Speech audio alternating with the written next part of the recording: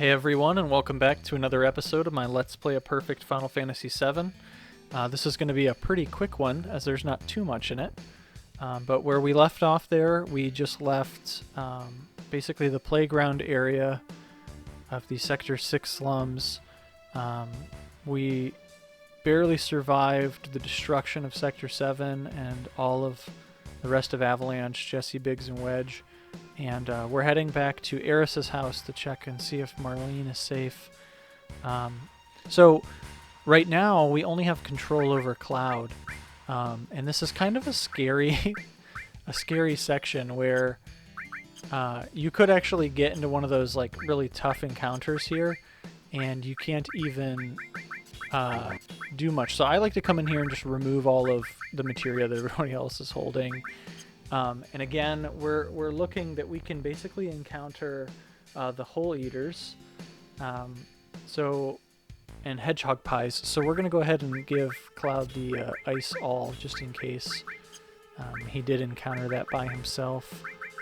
And then we're going to go ahead and give him 2 more magic materia to kind of make Cloud really a strong caster.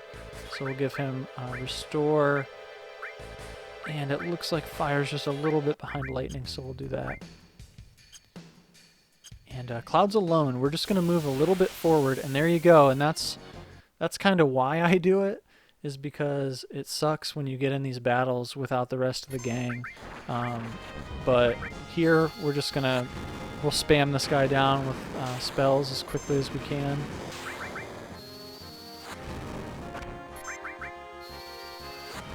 And if we needed to, we have that Restore materia. We could cure Cloud if necessary. Okay, so as we get just a little bit further here, the rest of the gang will rejoin our party. Barrett wants to double check on Marlene, of course.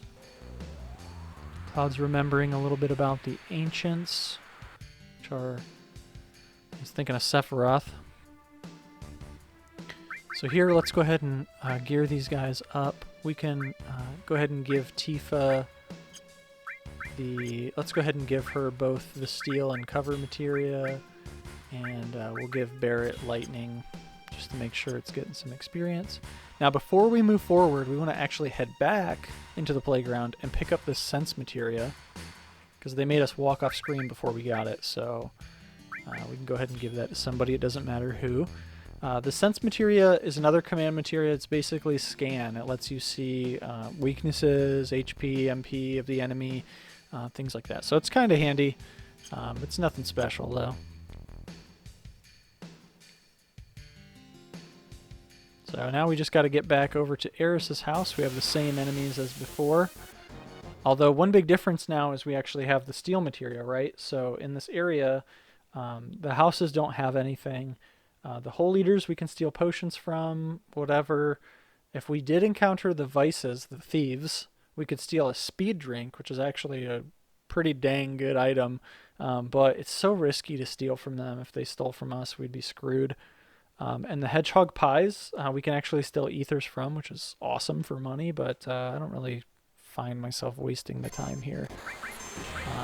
So we'll just have these guys go ahead and tear this house a new one.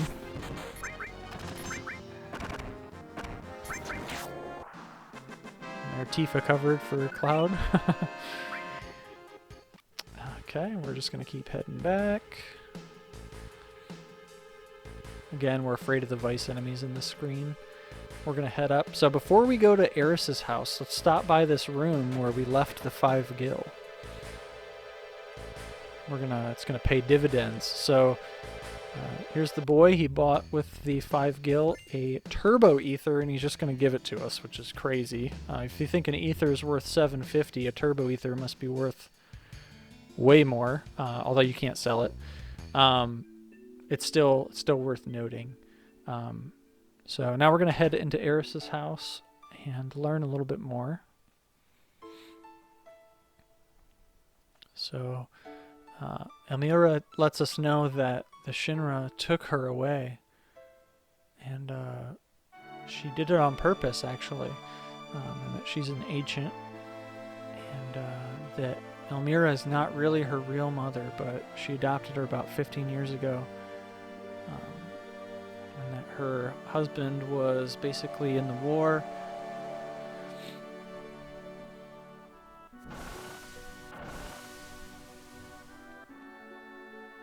And we see this super sad scene where family members are coming home to their loved ones, and Elmira is basically left alone.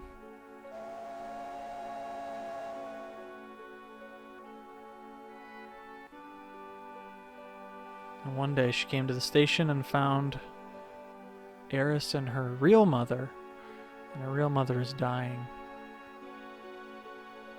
And she decided to take her in, which is pretty cool.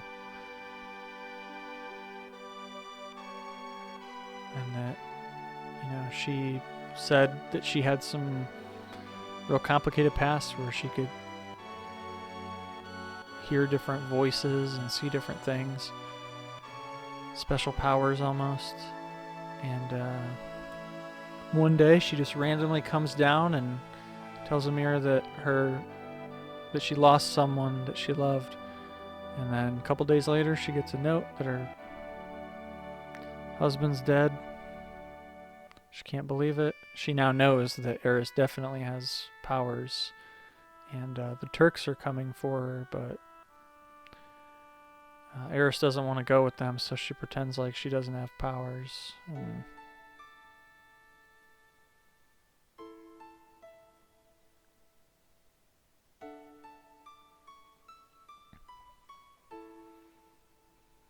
So the Shinra never really wanted to hurt her because they needed her. So Eris went with them in exchange for Marlene's safety. And Barrett lets her know that he's sorry. That's his adopted daughter, and he doesn't know what to do. He's trying to save the world, but he also wants to protect her. So we need to come upstairs here and check on Marlene and Barrett. We see they're happy, and we'll leave. And Barrett's he's in this to help. So Marlene here, she actually says that she talked to Eris and that she thinks that Eris likes me. And we can say either, I don't know, or let's hope so. If you say I don't know, it's a -3 to Eris and a +3 to Tifa. And if you say let's hope so, it's a +3 to Eris and a -3 to Tifa. So we're actually going to say, I don't know. And so as we try to head out now, the gang is going to get back together. Our goal now is to save Eris.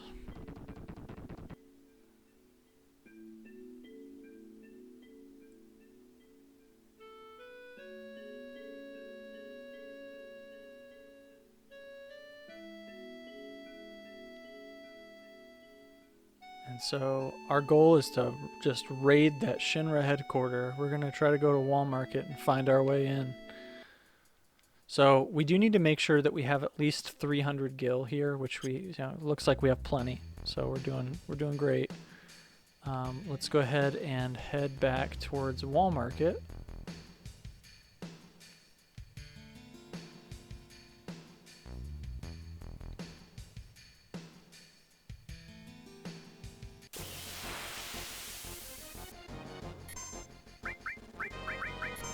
So these are the Hole Eaters. These guys, they're fast and they do a lot, so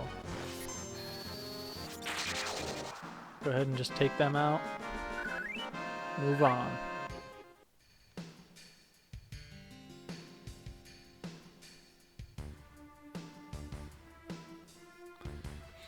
So we are now back in Wall Market. There's not too much to do here that's different from the first time we were here. However, the materia shop is open, so you could buy a couple things if you wanted to, but I don't really think it's necessary anywhere. What we do need to do, though, is we need to come into the weapon shop and talk to this guy over here. This guy will offer us batteries. Says they're 100 gil each, and there's 3 of them. So, all right, we'll take them. So he gives us the batteries.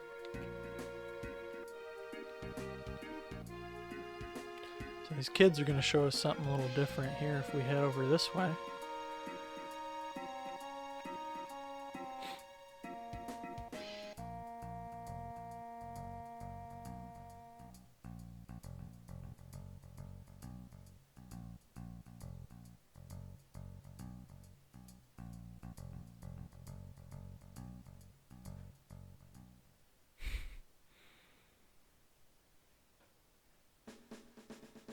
So we're going to go ahead and climb up this wire.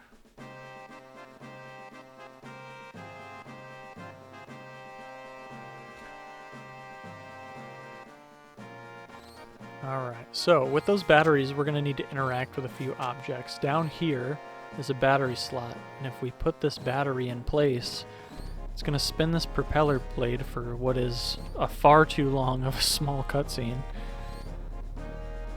This is on triple speed too. Good lord. So then we're going to head up and run up across the propeller blade, run to the left here, and we're going to put another battery into this slot, which is going to bring that lever up, or that little gate, and we're going to climb up this pole here.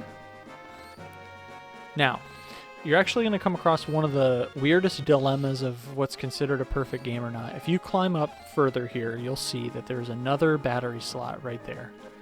There's also a little object to the top left of it. If you use your extra battery, keep in mind this is the, let's go ahead and just sort everything out so I can show you, but the battery is a unique item.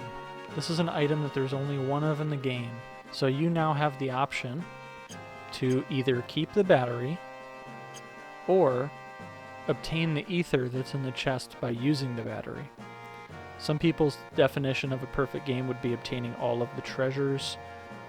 This is probably one of the only ways that you would know if somebody did or not, but then some people believe that a perfect save has a perfect item list, which has these special, unique items.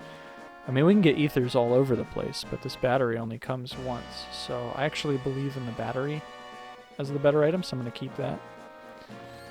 So we're going to head back down here. We just have to basically time and press A to grab on to this pole as it swings.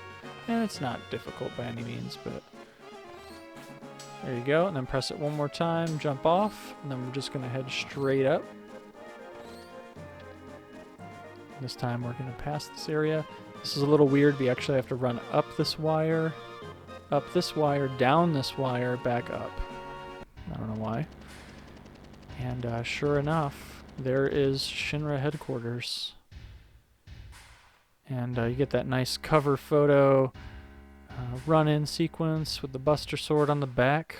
Let's go take these fools. So here we actually get a little dialogue option.